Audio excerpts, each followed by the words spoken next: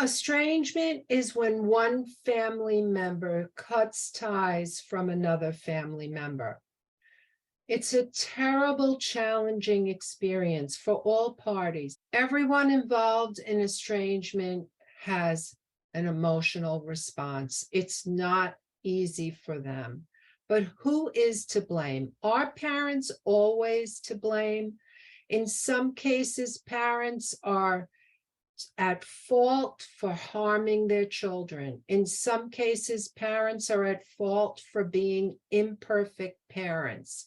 In some cases, parents are at fault for missing the mark with connecting with their child. But you continue the relationship. Don't break the relationship, I guess is what I'm saying when they violate your values. I wouldn't dump your anger and frustration on them. But what I think happens is when our kids violate values, I honestly think that the number one question they're asking is, do you still love me? Okay.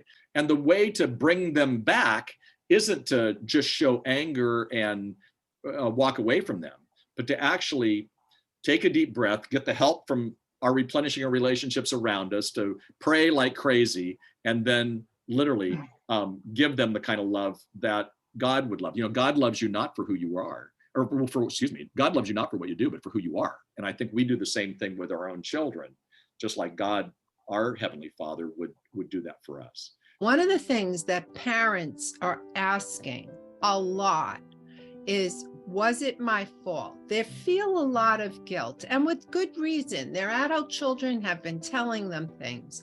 But let's talk about what the purpose of feeling guilt is, and what the purpose of feeling that there was a fault. But I remember when he started pushing me away when he reached adolescence. And I remember feeling betrayed because it was like, you and me, buddy. But what's interesting is this. There's no coming of man ritual in our culture. I wish there was. I wish you could send him on walkabout, tell him to pee on a rock, kill something, walk on hot coals. Well, you could tell him we will that. kill the fatted calf and call you a man. No doubt you're a man. The main understanding in our culture is don't be a mama's boy. And they start to push mom away. And I saw this in so much in youth ministry as well as in my relationship with Brandon. And as moms, we kind of freak out. If they're pushing me away, that means they're rebelling. And here's the other thing is men take pride in their work. They want to do something that they can say, look what I did.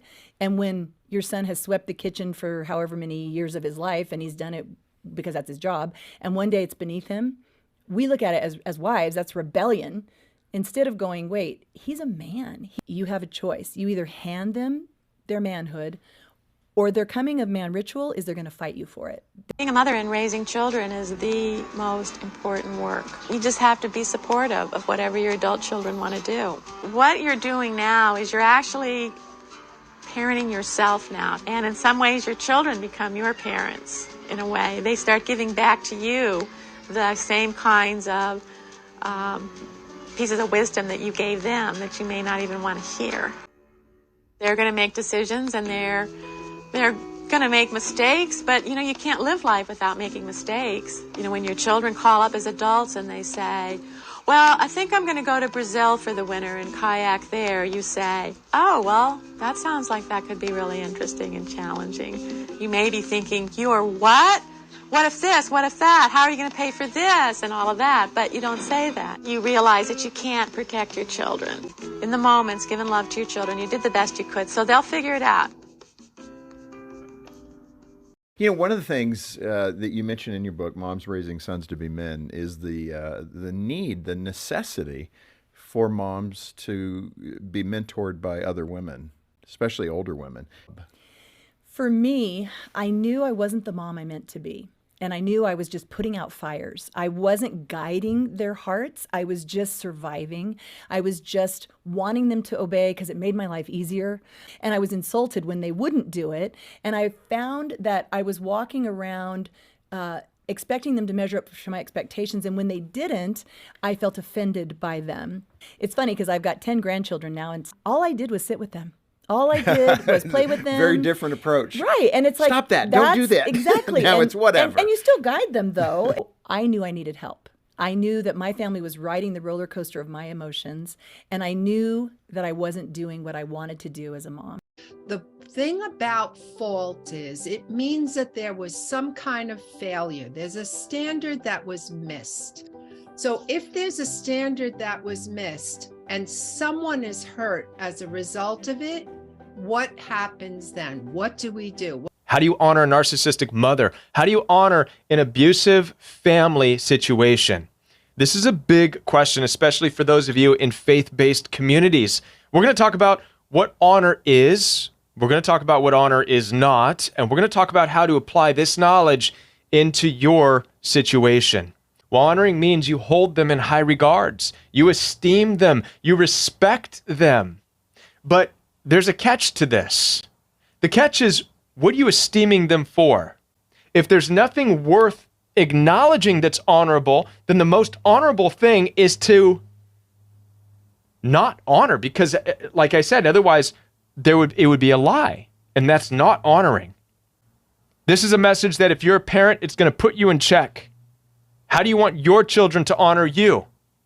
So the thing is, kids need things from their parents. They obviously need food, water, shelter, and safety. But in addition, they need emotional connection. For those who had all of their physical needs taken care of, it's hard to figure out why they may feel so emotionally lonely, angry, or distant from others. So I'm going to struggle to capture all of this in one video, but I'm going to do the best that I can to give you the highlights. First of all, how can you tell if your parent was or is emotionally immature? It's characterized primarily by having difficulties with the strong emotions of others.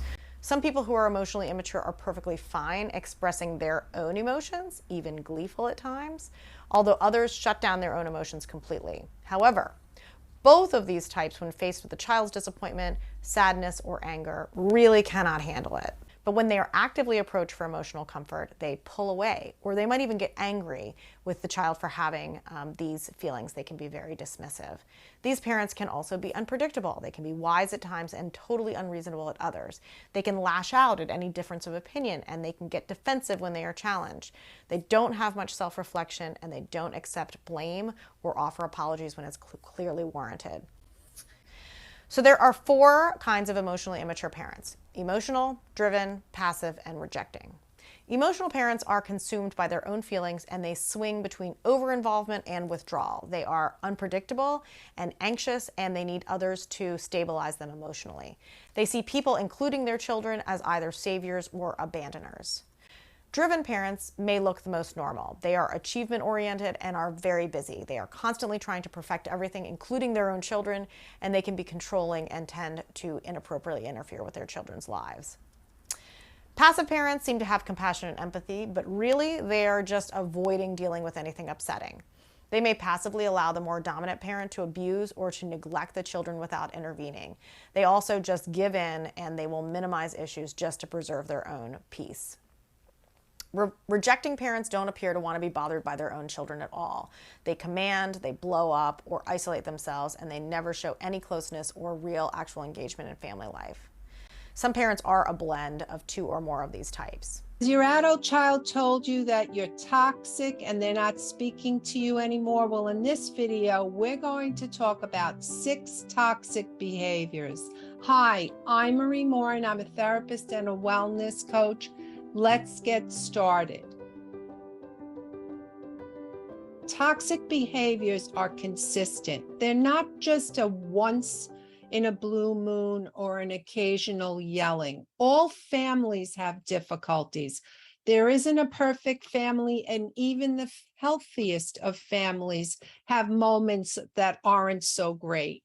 But what about toxic behaviors? If you are toxic, you will have some of these behaviors that I'm going to be talking about today in part 1 and then part 2, and they will have been consistent. So this is some really tough stuff here. If your kid is telling you you're toxic, and maybe some of these are behaviors that you might have done sporadically, it's going to be difficult to go through this. Please get the ebook, Feeling Heartbroken and Alone, How to Pick Up the Pieces When You're Estranged. It's in the description box.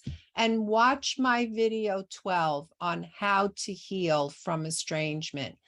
So let's dive into the first one. Number one, has your child told you that you're disrespectful to them and that you treat them as though they're inferior to you? Number two, have they told you that you cross their boundaries and they've asked you not to, but you've still done it? Have they told you that your expectations are way too high? Have they told you that you are controlling and that they feel like they have to do everything your way, or you're going to be upset or angry with them or react to them? Number five, have they told you you're manipulative and that you've promised things and you haven't kept your promises? Toxic behaviors that are controlling, manipulative, very angry, disrespectful are very difficult for anyone. You and your adult child have two different perspectives of what happened in your relationships.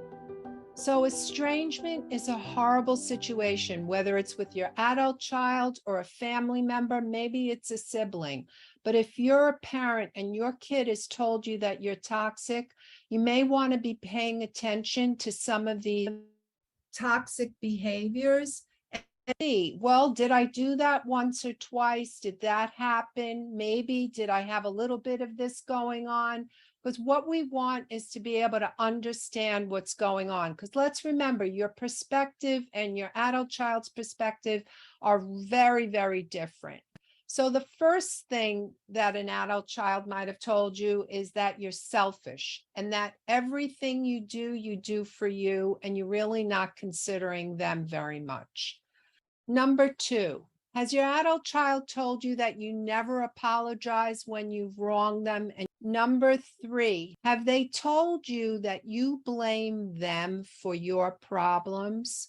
Number four, have they said that you really don't care that they're happy and that you mess up their happiness? Number five, have they told you that you devalue their opinions and that you put them down and overly criticize them? And number six, have they said that you expect too much?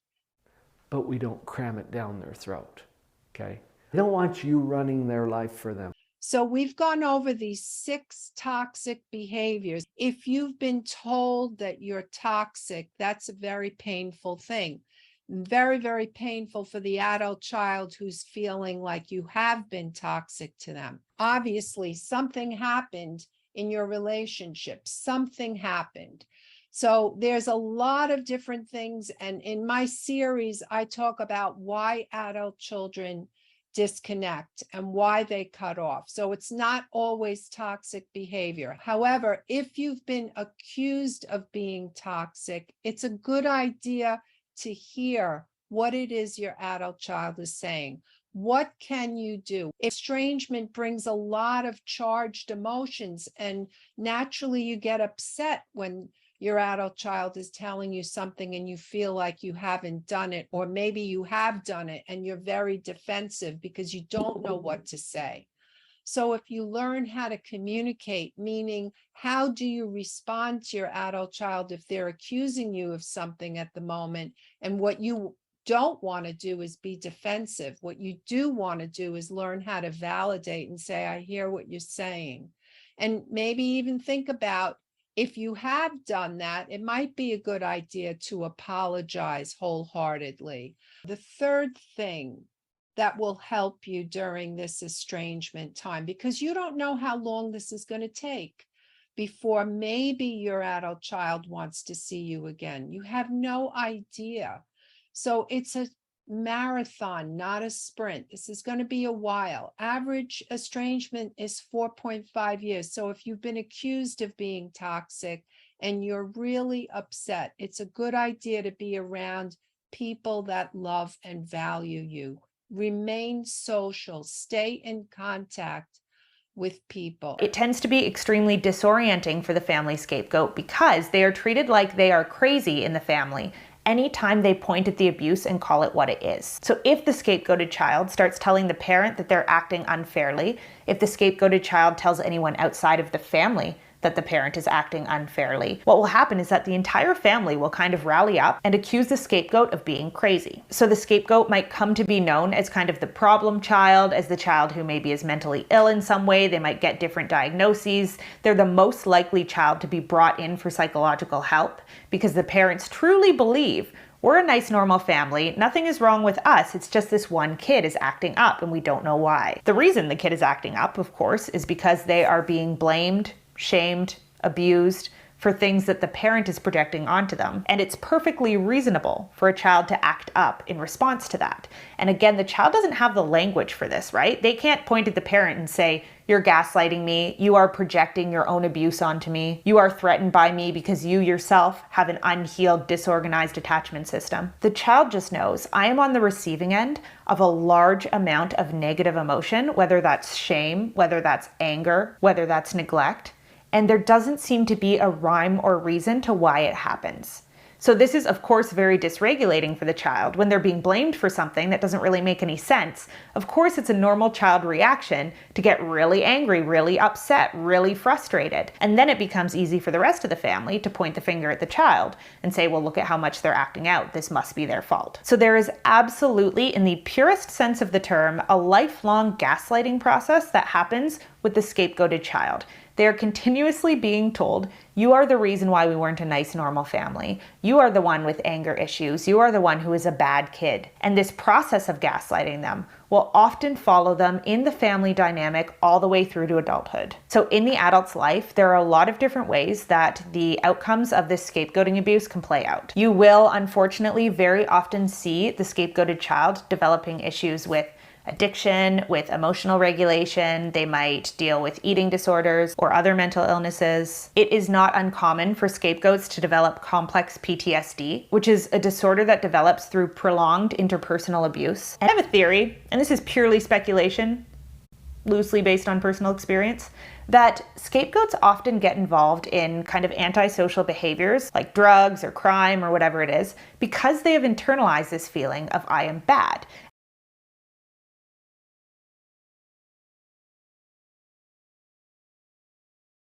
So you'll kind of see them turning to these antisocial tendencies, not because they necessarily want to, but because it fits with their self-perception. The scapegoat has this very deep feeling of, I'm not like other people, I am bad, I'm broken, I'm flawed. So when they meet other people who are kind of on the fringes of society, so maybe someone who is a drug addict, maybe someone who is involved in some sort of crime, they might almost see that person as a mirror and go, oh, here's another person who's bad and broken and flawed like me. And there can actually be a sense of camaraderie and acceptance that they never felt in their family unit when they meet other bad people. So this can lead the scapegoat down a lot of very scary paths because they've kind of divided the world into good and bad people and they identify as bad. In the worst case scenario, this can lead them to go on to perpetuate cycles of abuse. Now, you might not necessarily see antisocial behavior in adult scapegoats, but what you will almost always see is a pattern of adult relationships that are incredibly dysfunctional. Because the scapegoat never learned what love is, and they have this very convoluted idea in their head of when someone loves you, they also blame you, they project onto you, they get angry at you for things you don't quite understand. Now, this dynamic is not helped out by the fact that the family usually continues to scapegoat this child well into adulthood. So when you have a dysfunctional family system, unless something really drastic happens, the family usually just continues to function using its unconscious roles until all the family members are dead. Like, save for a giant intervention, and sometimes it takes one child kind of waking up to the dysfunction of the family for that change to start taking place, the roles probably aren't going to change. They might become more sophisticated, and the people involved might find more and more complex ways to play out these roles in socially acceptable forms, but more often than not, the roles themselves will stay what they are. So in adulthood, the scapegoat is still usually treated as kind of the black sheep of the family. And it might be very covert and hard to point a finger at, but it will be there. The family system likely still operates around meeting the needs of the golden child.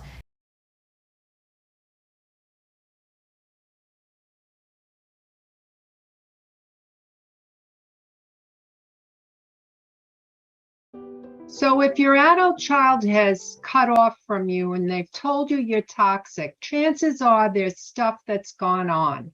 The relationship has been strained with maybe some arguments, yelling, criticisms, frequent conflict, and escalated emotions.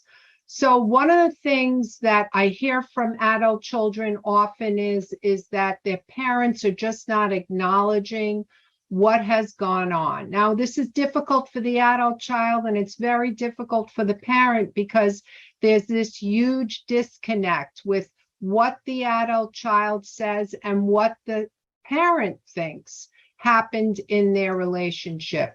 But hang on to your seat, because if you're hoping to reconcile with your adult child, many of them are saying, I'm not going near my parents at all unless I see some type of change. So how does that happen? So one of the best things you can do for yourself, in addition to the self-care that I'm always talking about, and watch my videos on how to deal with estrangement, one of the best things is to learn effective communication skills.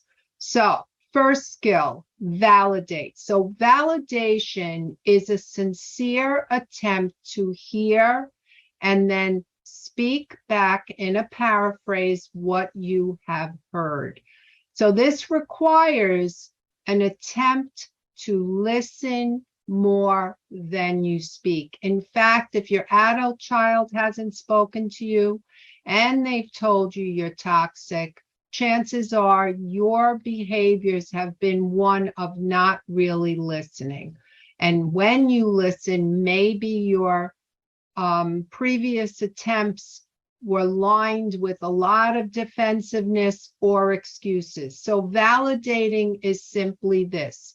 You let your adult child speak, you listen, and then you keep your mouth shut and the welcome mat out. And that pretty much describes it, because we didn't see a lot of this coming. I want to give you a few principles about doing life with your adult children. And I'm not going to say they're easy principles. They're kind of simple, but they're not easy to live out. And let me just start with the first principle. Are you ready for it? You're fired. The kids are still going to call you mom. Your kids are still going to call you dad. But your role really does have to change. And you give them the passport to adulthood. We're going to hand that over to you. So in many ways, you're rewriting the script to a relationship that actually has been, 2 decades, and you've invested 2 decades. I find that a lot of parents, moms and dads, go through kind of a grief process. The second principle, which is this, are you ready for it? Unsolicited advice is taken as criticism. Okay, experience is a better teacher than advice. So here's the deal. When you give your adult kids advice, for a lot of them, they don't hear the advice. What they hear is you don't respect them as adults, or you don't believe they're all grown up. The plight of the scapegoated child in a narcissistic family system.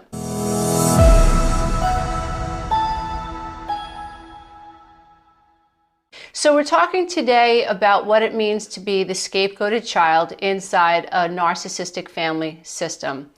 So the scapegoated person in the family is the one that is all the stress and the drama and all the blame that is prevalent in the family is being directed towards the child as a way to escape what's really going on, escape the truth.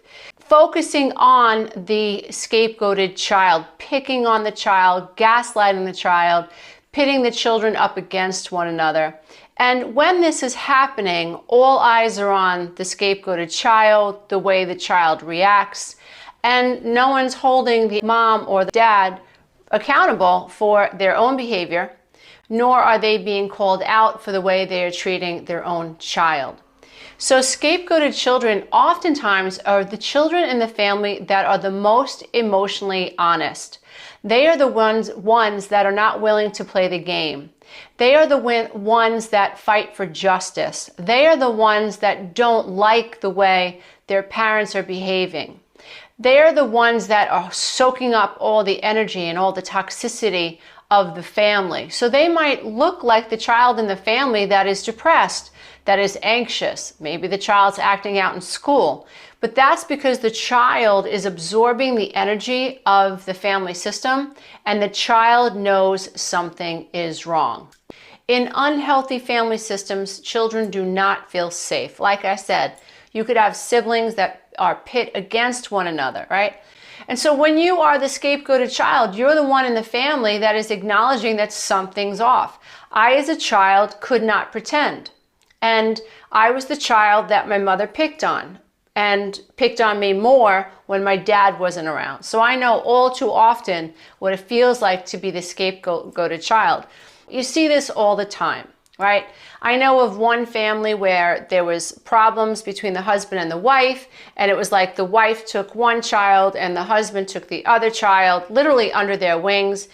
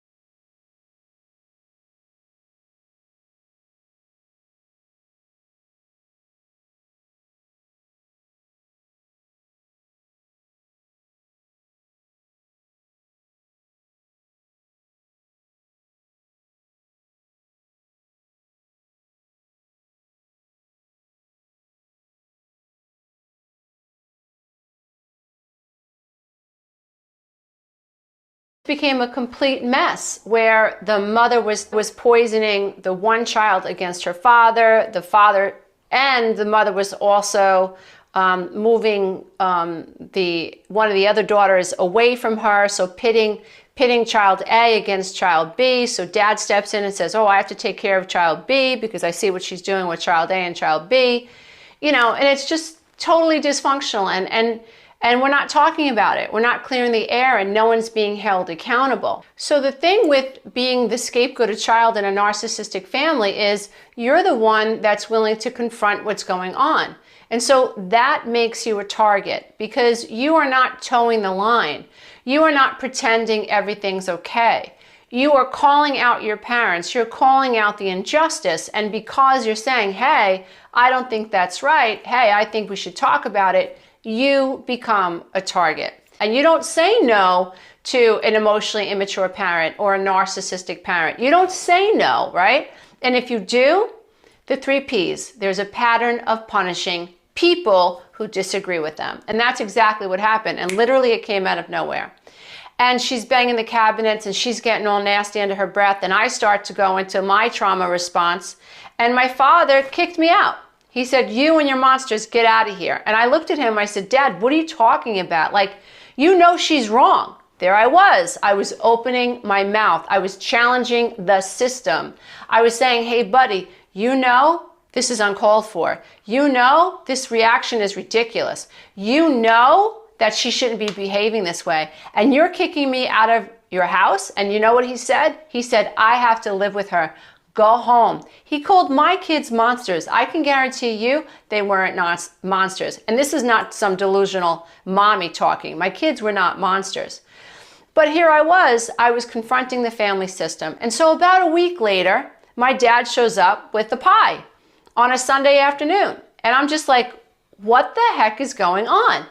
And this is typical of scapegoated children. They're similar in that they're like, oh no, there's an elephant in the room and we have to talk about it. And that's why you become a target, because you are the one saying, what's wrong with you to your sister? What's wrong with you to your brother? You know this is wrong. You know what she's doing. And that's why you get punished, right?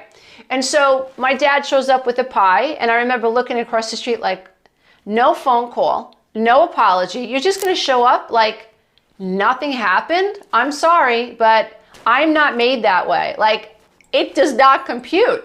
And so when I opened the door, I said, what's up? And he's like, what do you mean, what's up? And I was like, so that you're just going to show up with the pie? We're not going to talk about what happened? That's it, he says. That's it. We're going home. And they left. I mean, this happened over and over and over, so many different times where there was an incident in the family. I tried to confront it, and then I was punished for trying to confront it. This is extremely typical. It's important to remember that a narcissist knows who is going to allow them to manipulate them. But they also know what child is going to give them a hard time. And that is also why you will become a target of a narcissistic parent. If you are a strong-willed child, if you are the child that questions authority, if you are the child that why do I have to do that?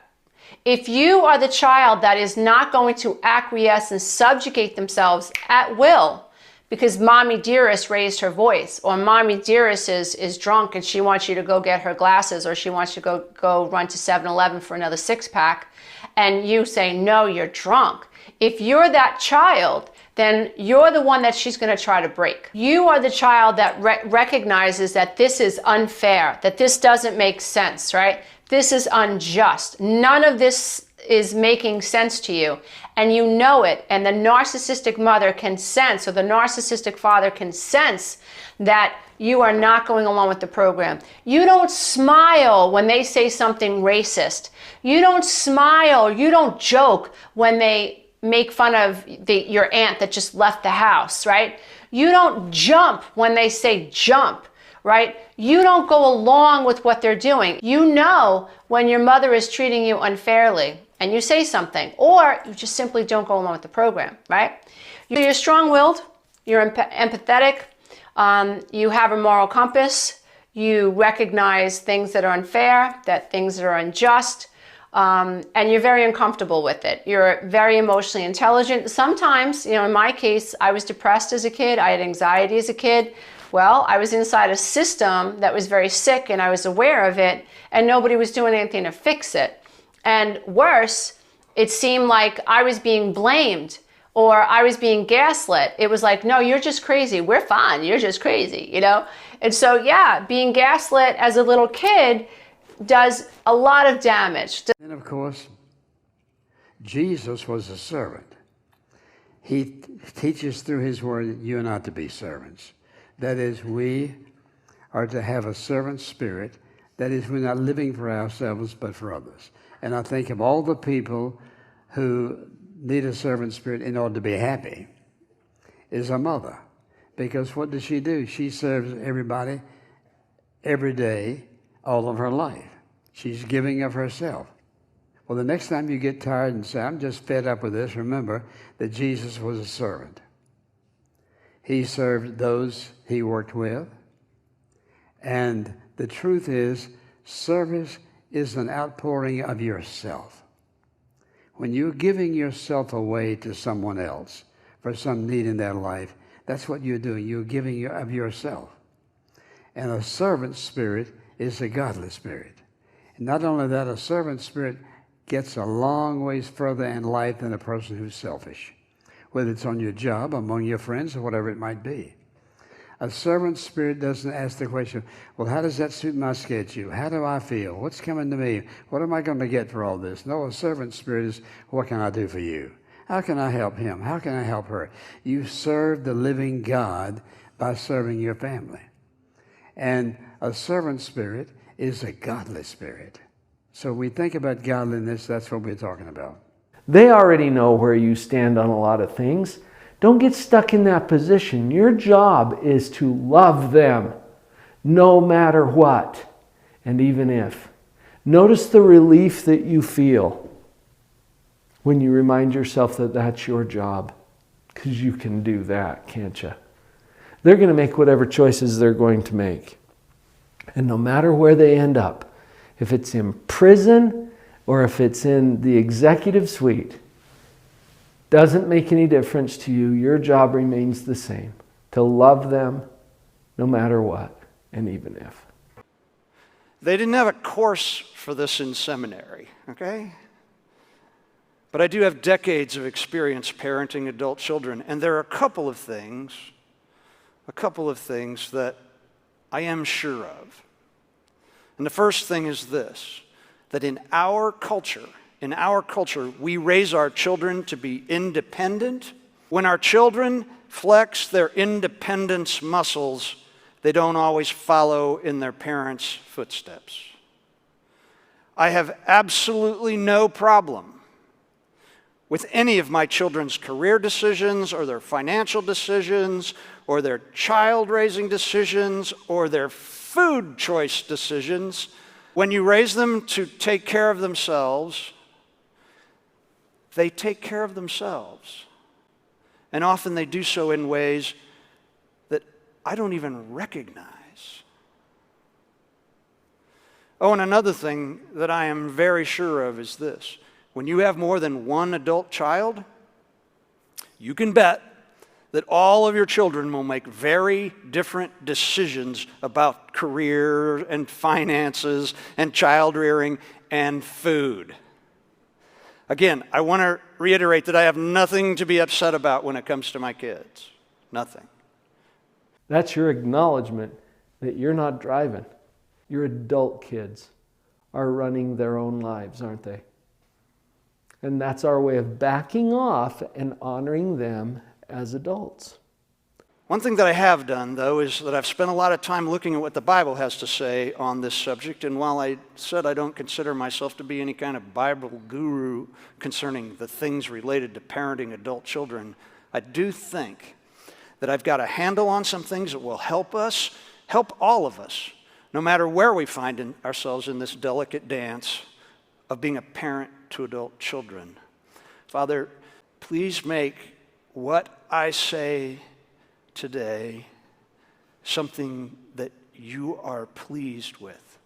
I do believe that there are two verses in the New Testament that are relevant to today's subject. So I want you to step back a minute and let's put this verse into that Ephesians context. It says, "Fathers, do not provoke your children to anger by the way that you treat them. Rather, bring them up with the discipline and instruction that comes from the Lord." Now, this verse is found in a much longer section of this letter that Paul sent to the Christians in the town of Ephesus, and he was giving them instructions on all sorts of family relationships. He talks about husbands and wives, he talks about children and parents, then he comes to this part where he talks about fathers and children and such. And I have to say that what Paul says in this passage is some of the most radical, countercultural, table-turning stuff in all of first century Greek and Roman literature. Now that may sound like I'm going way over the top there, but you know what? I believe it. It is. I believe that it is all of that. When Paul talks about husbands and wives, he tells them that they should submit to one another out of reverence for Christ. But he says this in a world where wives were the property of their husbands. In fact, women who were wives were not legally people. They were simply their husband's possession. Paul wrote this at a time when husbands were under absolutely no obligation whatsoever to pay any attention to their wives, let alone show them any love or respect. Paul told husbands and wives to submit to one another in a world where a man could divorce his wife simply for the fact that she had served him a breakfast that he did not find to his liking. He says this in that world. Paul says husbands should love their wives as Christ loved the church. Nobody would have ever thought of that one before. And then Paul said what we've read earlier, fathers, do not provoke your children to anger by the way you treat them. Rather, bring them up in the discipline and instruction that comes from the Lord. There's a reason that Paul says fathers here. There is a Greek word for parents, but he doesn't use it. He uses the word for fathers. Fathers in the first century Roman and Greek world had what was called, and it's called patria potestas. Patria potestas. And patria potestas is the father's power, and this power was absolute. Even if the child was an adult, fathers could sell their children as slaves if they wanted to. They could force them to work at any kind of work. They could put them in chains if they so desired. They could even choose to take the law into their own hands and put their own children to death because that's what they wanted to do. And get this, Roman sons never came of age. Never. As long as their father was living, his sons were obligated to obey him in everything without question by law. Now, truth is, fathers rarely went so far to put their own children to death. They didn't. But the threat of patria potestas was always lurking in the background in relationships between fathers and their children. And also, I don't know if you know about this, but it was just a given that every person's life was considered to be a gift from their father, because the way their culture worked was when a newborn baby was born, they would bring the baby to the father and set it on the ground in front of the father's feet. And if the father stooped down and picked the baby up, that meant that he wanted it kept. But if he saw the baby, and usually if it had a deformity or was a girl, he could turn around and walk away, and the people in the family, including the mother, were obligated to either set the baby out to let it die in the elements, take it to the city for him to be picked up by whomever wanted it to do with it whatever they wanted, or to drown it. Law.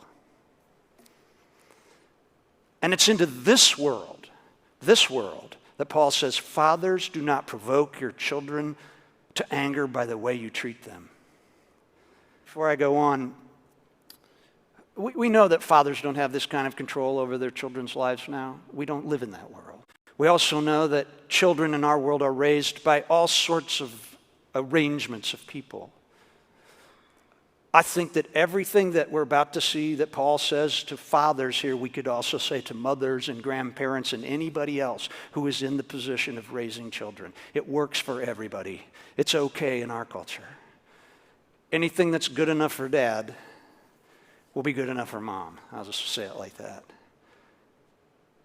And what Paul says is, he says, don't, and the word he uses is paragizo. And it means don't irritate your children. Don't irritate them. It means, it's a word like, don't embitter them. don't do things that push them into anger. Just don't do that. The verse in Colossians 3 also adds that fathers shouldn't, the word is athumeo, and it means don't dismay them or dishearten them. Actually, the word is generally used to talk about when somebody drains the spirit out of somebody. Does that make sense? When you just get on them to the point where they just don't have any life left in them. And Paul says, don't do that.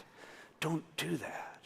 Clearly, Paul was being very direct. These statements are both in Ephesians and Colossians. They're imperatives. They're commands. Father, I am, and I'm going to add mother here. He says, don't do anything that provokes your children or angers them or embitters them or breaks their spirit. And I don't think Paul would have brought this up if he hadn't seen it happening in places where he had been. But he wasn't finished. The NLT says this, rather bring them up in the discipline and instruction that comes from the Lord. Now, Paul uses a word here, that word that says bring them up. And the Greek word is, it's ektritho, and it means, and this is really sweet, it means to nurture something you cherish. That sure is different sounding than raise them up. It's nurture something that you cherish. And that word for discipline, we have a thought in our mind that what is it when a father disciplines his children? We think about what? Punishing them or spanking them or something, and yet that word, it doesn't have anything to do with that. It has to do with training somebody, leading them in the right way. Our word discipline has such negative connotations, and I have to say Paul's not being negative here at all. So if I were going to translate this verse, what we would have so far is this. It would go, fathers and mothers, don't do anything that provokes your children, angers them, embitters them, or breaks their spirits, but nurture your cherished children in the training and instruction. And then we get to the really important part in the NLT. It says, that comes from the Lord. And that little phrase is really important. And here's why it's important. It's this. There's only one word that gives us that whole phrase. And the word is kurion, and it literally means of the Lord. And scholars way smarter than I am have looked at this word carefully from about every angle. And they have concluded that what Paul was saying here when he said to train them and instruct them, it's that comes from the Lord or of the Lord. What they're really saying, you're going to have to stick with me here. He's not saying train them in the things of the Lord or discipline them in the stuff of God or something like that.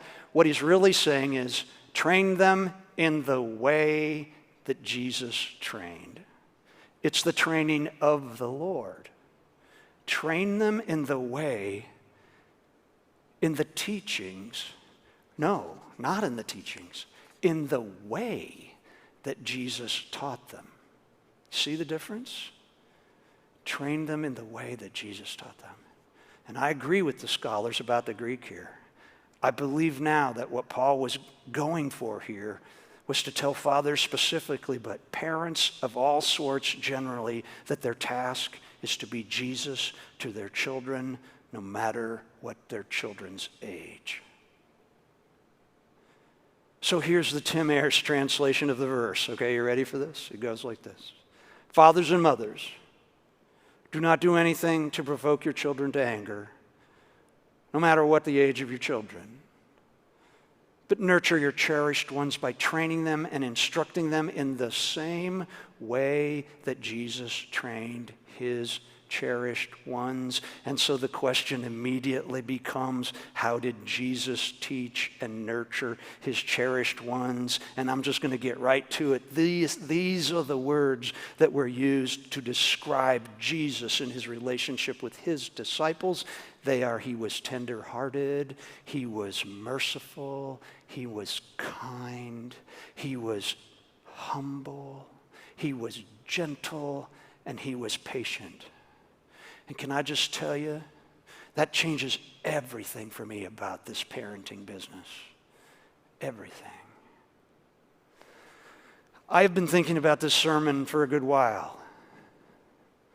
Thinking about what I've learned from experience. And now I've been thinking about how I should use Jesus as a template for my relationships with my adult children, and it has changed me. It's changed me. And so I'm going to risk something. At the risk of looking like I'm a know-it-all, I'm going to give you a list of few things that I feel are important to remember as we parent adult children, as we think about the meaning of that verse. Oh, and I'm going to have some advice for adult children of adult parents. And then I'm going to have some advice for all of us. So here we go. First thing is this, that I have realized that it's not hard for me to think of my children like this, like that. That's what I think of. When they're really this, and this, and this. It's easy to forget that time continually moves on. Things change. The ways of the world change, and it's so easy to get locked into thinking that my way of seeing the world is how everybody should see the world. And here's my advice. Do everything you can to stay current with who your children are right now. When my children were younger, I realized I was always about 2 years behind. Seriously, they're 7th graders, and I'm thinking they still like 5th grade things. They don't. My children are adults in a very different world than I was when I was their age. So my advice again is to stay as current as you can and be certain you really know what they're dealing with at this moment. Here's something, I brought some pictures of what my children are dealing with at this moment. I'll show those later. Hang on, I'll show those later. Also, another bit of advice that I have is to realize that it's easy to forget to compliment your children. That's one I really have realized even though I may not always agree with their decisions, if they have found a solution that works for their family, I should let them know that I am proud of them, because me just worrying about breaking their spirit isn't enough. I also need to be all about building up their spirits as well. Complimenting them goes a long way. It really does. And I don't want to sound too spiritual here, but pray for your adult children. Pray for them. I know that praying for them seems self-evident, but I've started praying for them like Jesus prayed for us, for all of us in his last prayer before he went to the cross. And this is what he prayed. He prayed that we, his cherished ones, would be filled with joy, and that we would live holy lives, and that we would find a deep sense of calling, and that our lives would be something that gave glory to God. And I have to be honest, I never prayed for any of that for my kids before I started thinking about this. Praying those kinds of prayers for my children has changed my attitude a great deal. And then something else. In every conversation, work at guarding your children's hearts. And here's how you do that. You never say anything that leads to anger, jealousy, bitterness, or shame. Okay? That one's hard, but it helps. And always remember that we raised our children, we nurtured them for life as adults. Let them go. Let them be adults. And don't let your words become an added source of unnecessary stress for them. I know that in my own life, most of the stress that I had from mostly my mother, was always from things she said that shamed me. Just being honest. Let's talk about the 5 most common mistakes of estranged parents. The first most common mistake when thinking about reconciling with your adult child is that it should be fair rather than thoughtful about what works.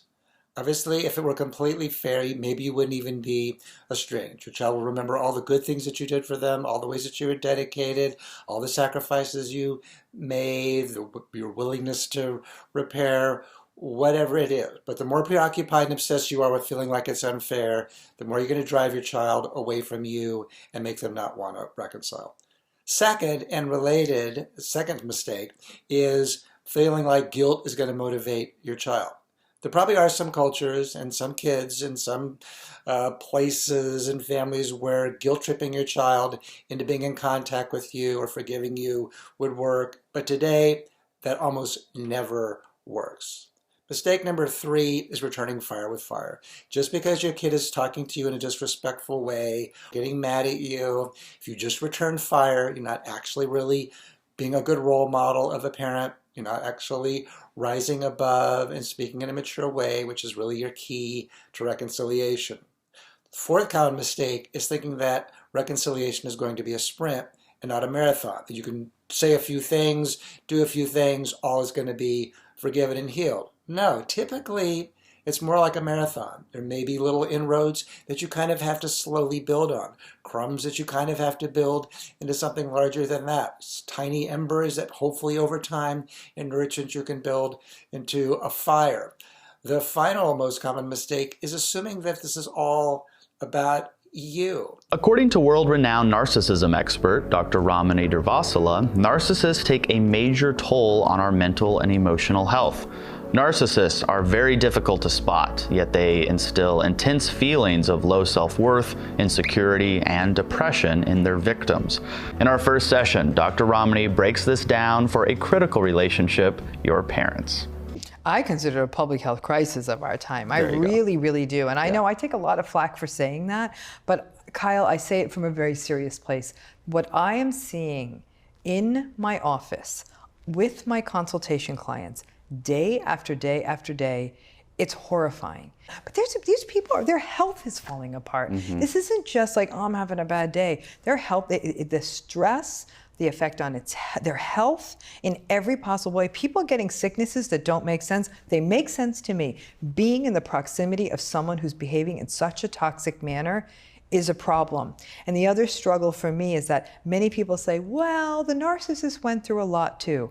I get it. I never, ever would say to someone, I would invalidate your trauma, but I'm always going to judge you on how you're behaving today. I get that. I get that. You know, and so it's this idea that, well, these bad things happen to me, so that is my rationale for why I'm going to continue to abuse you. That does not work for me. Because a narcissistic mother is so impactful, because in many families, the mother is often a primary caregiver. Right. That they get more face time with her. And as a result, if she's narcissistic, the impacts may be more significantly felt. So what are some signs that people can look for that could indicate that their parents, one or both of them, are narcissists? You know, it's interesting. When they look back on their childhoods, it's as though they thought, well, this is how mom always was. Mom was always selfish. Dad never showed emotion. Dad was never empathic. You know, my parents were always entitled. It's the alwaysness of it that makes it hard. So it's looking at what we always look at in narcissism. We look at, were they empathic? Were they able to talk about emotions? Were they able to go deep with their kids? One thing that narcissistic family systems are characterized is by parents who focus a lot on achievement and how their child looks and how they look to the community. So they love their straight A kids or their soccer playing kids or their kid who physically looks the way they want them to. In some cases with a really narcissistic parent, they may favor the child who more physically resembles them. And in narcissistic families, it's not unusual to have some really complicated dynamics where one child, or maybe more than one child, but typically one, becomes the scapegoat. Something about them is not pleasing the narcissistic parent. Yes. And it could either be at the level that they don't feel like that child's good enough, or that kid may be a threat. But they scapegoat that child, or and we'll also see in these systems, the golden child. The child that is viewed as the one who represents. Who is emblematic of all that narcissistic parent values. And they'll put a disproportionate resource in that child. The scapegoat child in the system can show all the kinds of symptoms you might see in a child who's been exposed to childhood neglect or abuse. They may be very untrusting. You'll see children in the system trying to protect siblings from narcissistic parents. It gets really, really complicated. But many times it's a story that tells itself backwards. Like I'm hearing more and more from people who watch our Med Circle videos that like, gosh, I saw that. That's my mom. That's my dad. Like they said, I didn't know there was a word for this. I just thought I really had a tough mom or dad. So a lot of times people who think of their parents as difficult, selfish, challenging, not available, not present, neglectful. Those kinds of adjectives should be red flags that you might have actually had a narcissistic parent. And you know, I've always said, I don't care about the label. Call it what you will. That's so important. Yeah, call it what you will. In case they haven't heard that, explain why the label doesn't really matter. A lot of people get lost in like, are they narcissistic? I got to figure this out.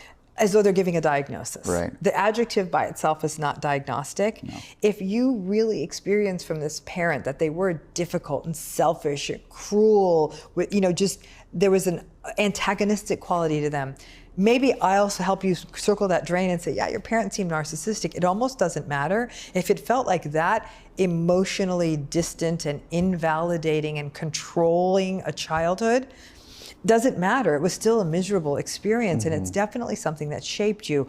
And that's the key. A parent shapes us. So now your personality is being shaped by a person who likely devalued emotion. I would say that over 90% of people who grew up in narcissistic family systems walk around with the mantra, I am not enough, haunting them for the rest of their lives. Today, we're going to take on the term narcissistic amnesia. So this term, narcissistic amnesia, there's variations on this particular term arose when I was reading different pieces of research and theoretical work about narcissism and narcissistic abuse. Other sources have termed this abuse amnesia, but I really do think this sort of kind of amnesia we observe in narcissism takes in more territory than just forgetting about how they've abused you in the past. Amnesia refers to memory loss of any kind. In the case of narcissistic amnesia, it comes down to how they conveniently forget things they have said and that they've done, but they are very selective about what they forget. They conveniently forget about the bad stuff that they've done. Now, ironically, the flip side of narcissistic amnesia is narcissistic grandiosely extraordinary memory, because they have an uncanny ability to remember the few good things that they have done for you with the precision of a supercomputer. But let's take on the abuse amnesia or the narcissistic amnesia piece of this. What does this look like? Because as soon as I start giving you these examples, you're going to know exactly what I mean.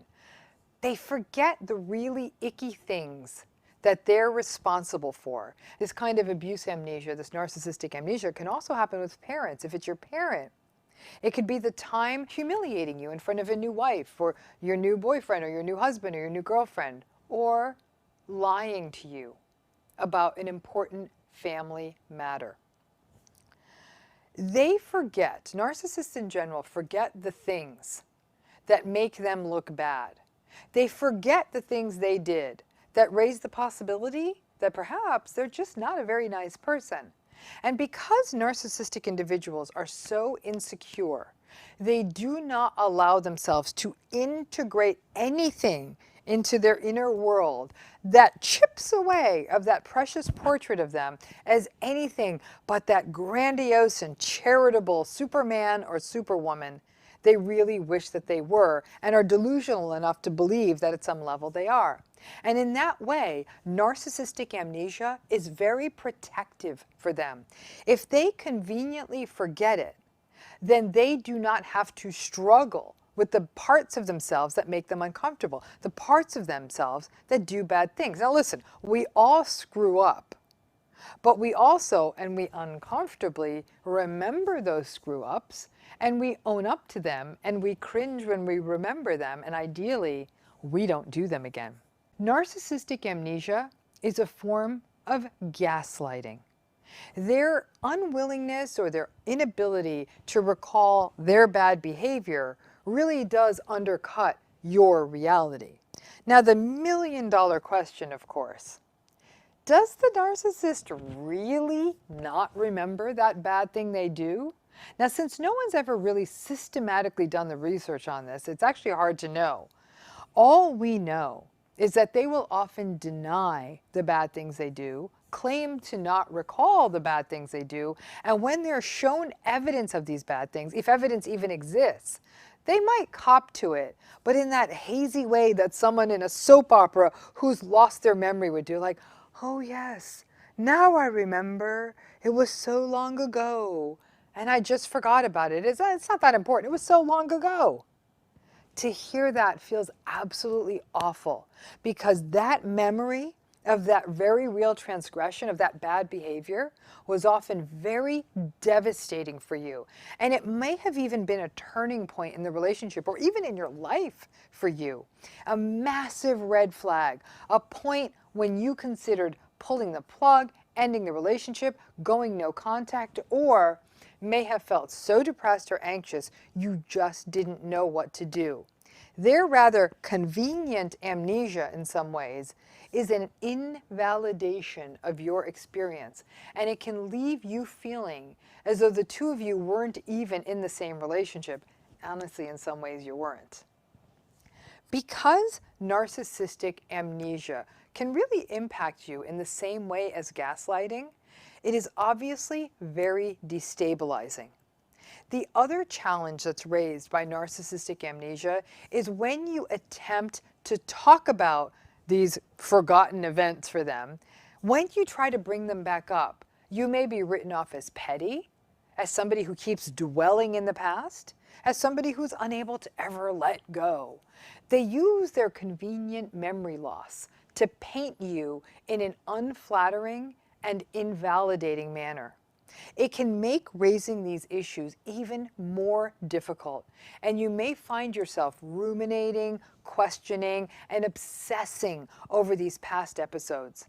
And since the narcissist claims to have forgotten these past episodes, you are left holding the bag and wondering if it even ever happened. You start to look like one of those people in those UFO movies, the only one who saw the UFO, but the government claims there's no record and no picture. You know how that goes? You're the only one who saw it, right? Those poor people in those movies end up sort of losing their minds. Now, narcissistic amnesia is also very problematic because since the narcissists forget their past actions, their amnesia then means that they cannot learn from these behaviors and change their patterns. When the rest of us do something bad, as much as we may not want to, we do remember, and then hopefully we try not to do these things again. But if you have forgotten you did something and then you have no memory of it, it's not going to result in change. And as such, narcissistic individuals keep making the mistake. And they look at it, it's like the first time they ever did it. And before long, you are living in Groundhog Day. They keep making mistakes and doing bad things. They keep forgetting them, and they keep repeating them. John, let me play a clip that is from a mom who has struggled in her relationship with her daughter, and have you respond. Hi, Dr. Townsend. I have a question for you. In the past, I have been divorced, and there's been a lack of communication within the family. And so I have an estranged daughter, an adult daughter, who can't seem to find a way to forgive me. So my question is, how can I get that trust back and for her to find grace and mercy within herself for me? First off, my heart just sank when I heard her story, and it's one that I hear way too much. I'm sure y'all hear it way too much too. Yeah. Where a parent is, in those years where you want to enjoy the relationship and you're growing up and flourishing and finding your own way, she doesn't have that. And all these years seem gone. And when she said, well, how do I get her to trust me? There's a step you've got to do before trust, and it has to do with building a bridge. This is how you build a bridge. In whatever way when you've got an adult child who's estranged, whatever way they get communication, phone call, text, snail mail, Zoom or having lunch, and if they'll meet you in any way, you send them that communication and you say something like the following. I'm so sorry about where things are and about how you feel about our relationship, and I miss you, and I would like for us to be connected again. And I want to be sure that I know what I've done to hurt you. So I'd like to propose this. I'd like for us to meet, phone, Zoom, in person. And I want you to tell me everything in your experience I've done to hurt or alienate you. And I'm just going to be sitting there with a legal pad and a pen, and I'm going to write down everything you say. And you can take as long as you need to, because if it's a lot, I want to know a lot. And one thing I'll promise you is I'm not going to interrupt you and say, well, you misunderstood that part, or, well, I was having a hard time, or, well, how about the things you did? I promise I won't do any of those things. I might say things like, how did that feel? Or tell me more, or is there more information? But I want to hear from your heart what your experience is of the hurts I caused you. And then I'm going to take that, and I'm going to go home, and you're going to go home. And I want to sit down and pray and write and think through. And everything you've narrated that I've done that's true, I'm going to change it. And I'm going to change it by the time we meet again, if you'll give me a second meeting. And in that second meeting, I'm going to show you how I've changed, and I'm going to stay changed. And that is all I ask of you. And that's because you're worth that to me. Is that something you would be interested in? Mm. What I have found with this approach is that if there's any hope at all, that's the one, is that they feel like you're not done to change me. You're not saying, well, here's my side of it, here's your side of it. You do have a side, and that comes later. Once you've built the bridge and you've taken a few hits and you've repented some things, that comes later, that's fine. But it's not your day, because you're the grown-up. And they say they really want to know how they've never asked me how it felt, or they've always interrupted, or they've always made excuses, and then they really want to know. It's the best chance you've got. This mother had a 2-year-old and a 4-year-old, and she was putting the bed, and she decided to apply this, and she said, Brendan, I really respect you. And she thought that he would say, what do you mean? She said he sat up, and he said, thank you, Mommy. And he would always echo. She said, I love you, and he would say, I love you. She said, I respect you. He sat up and said, thank you. And she said, he understood what I was saying. Welcome to the Focus on the Family broadcast, helping families thrive. There are things about a boy that are very masculine. And when you understand what God is saying, you can then speak into that with what I call respect talk, and that boy's spirit will soften. He will look at mom and move toward you to connect, which is the longing of your heart as a mother. So to moms, your son may not respond immediately. There could be any number of things that are going on. You stay the course on this. This is about meeting your son's need. This is about you being a respectful woman of God, whether your son is responsive or not. Don't give in to contempt and disrespect and communicating that way with the hope that somehow he's going to repent. So my challenge, stay the course, do this unto Christ, and just trust that what we're saying here is correct. Because mothers love to meet a need. And you're meeting your son's need to be believed in, that you honor his heart, and you believe in him more than he probably believes in himself right now. And I believe if anything's going to cause him to turn the corner, it's that. I do not believe boys will return home to a mother who has nothing but contempt. Listen, that is so powerful. You're right on the money again. Johnny, my youngest, who was my wildest child, so to speak, he's a whitewater rafting guide, and he takes me and his sister on the upper gully. All of a sudden, his voice changes and everything. And he says, rafting is dangerous. You know, you can die on the river. These are the things you need to do. And he's like, 1, 2, 3, telling us all the things that we need to do and what happens if this happens. And we're on the river, and he's telling us this and telling us that. And I'm like, there is no negotiating here in this conversation. There's no arguing. It doesn't matter that I'm the mother, Johnny's in charge, and you do whatever Johnny says. And so it was like a metaphor. So that's pretty much what happens when your kids, they're in charge, they know what they're going to do. You know, all those people, they're prostrate at the revelation of the law. It's like, well, no wonder. It's like, break the law and see what happens. Break the universal moral law, man, and see what happens. You know, I see people in that situation, well, as you all do all the time, perhaps me more than you because I'm a clinical psychologist, you know, and if the people I'm seeing haven't broken the universal law, then you can bloody well be sure that people around them have. It's no joke. Like, you make a mistake and things will go seriously wrong for you.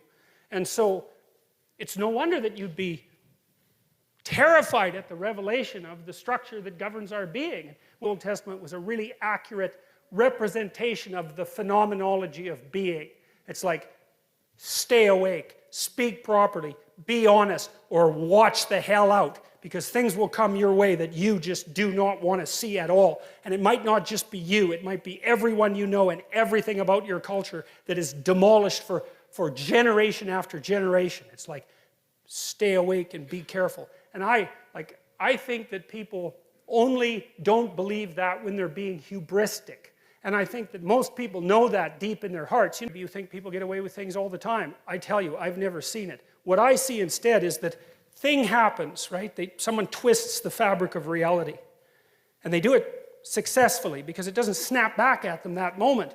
And then like 2 years later, something unravels. And they get walloped and they think, oh my God, that's so unfair. And then we track it. It's like, well, what happened before that? This. Well, and then what? This. And then what? This.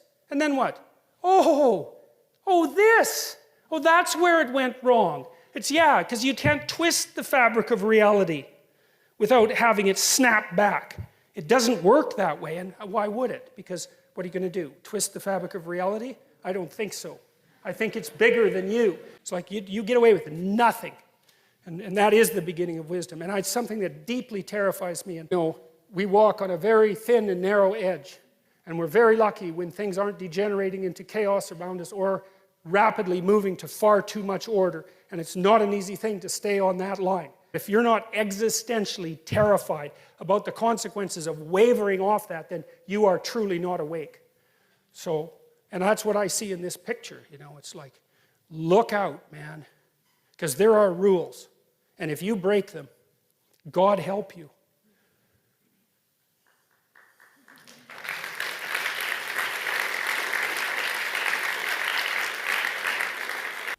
Good luck.